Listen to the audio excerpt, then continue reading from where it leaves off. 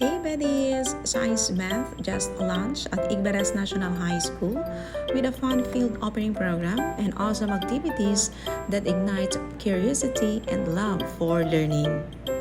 Here are the highlights of this amazing celebration.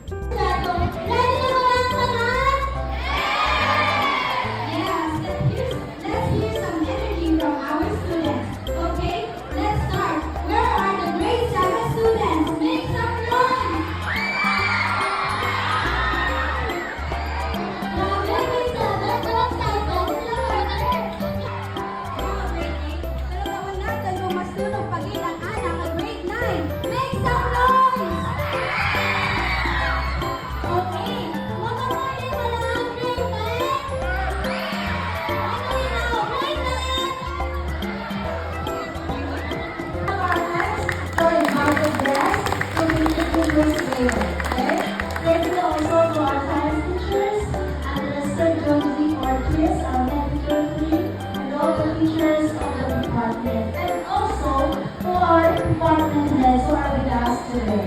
And of course, I know you all learners are very excited what will happen this morning. So let me remind you in high school. God, the teacher in Earth and Life Sciences will give you your somatic test anytime, today or tomorrow. Please prepare for everyone. Let's go on. This is Giovanni A. Octavio Nieto by Vice. Good morning, everyone.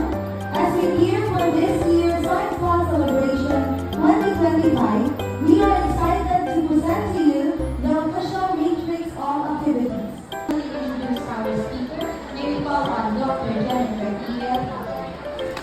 Our science speaker graduated at the University of the Philippines with a degree in Communication and Media Studies and as chairperson of the University of the Philippines with Science, University Student Council for the academic year 2019 to 2020.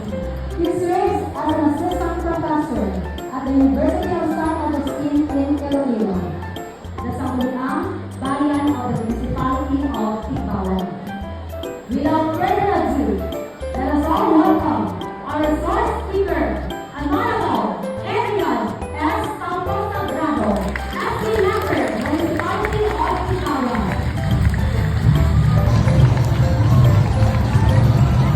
Per capita food waste. Ano yung food waste yung ginatawag? Anong food waste yung ginatawag? Ang mga food waste, ang amount of food waste na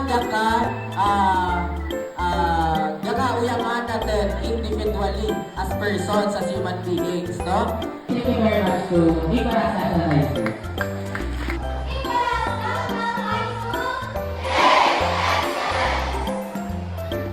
In this quarter, today we witness how science connects us to our community, motivates us to innovate, and challenges us to think beyond the ordinary. So to everyone here, let's make this month not just about competitions, but about learning, teamwork, and growth. And don't forget, science is fun when we explore it together. This has been your host,